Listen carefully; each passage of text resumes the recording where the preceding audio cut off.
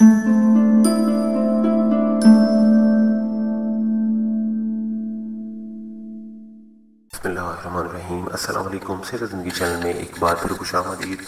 नाज़रीन, वीडियो शुरू करने से पहले आपसे एक रिक्वेस्ट है कि अगर आपने मेरे चैनल को अभी तक सब्सक्राइब नहीं किया तो प्लीज़ नीचे जो रेड कलर का बटन है उसको प्रेस करके सब्सक्राइब कर दें।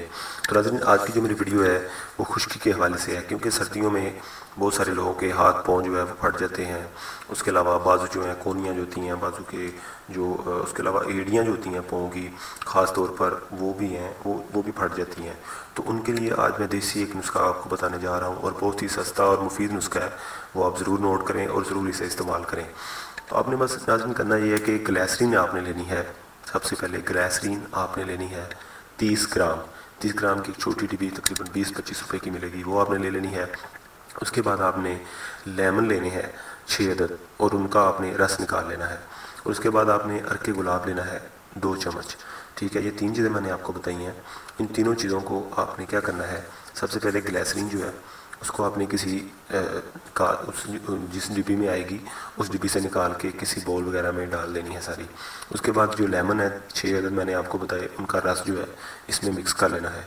उसके बाद अर्के गुलाब के 2 चम्मच वो भी इसमें मिक्स कर लेने हैं। मिक्स करने के बाद इन तीनों चीज़ों को आपने अच्छी तरह मिक्स करके किसी चीज़ में डाल के किसी जार वगैरह में रख लेना है। और रोज़ाना आपने उसे सुबह के टाइम लगा लें या शाम के टाइम लगा लें या रात को सोते वक्त लगा लें।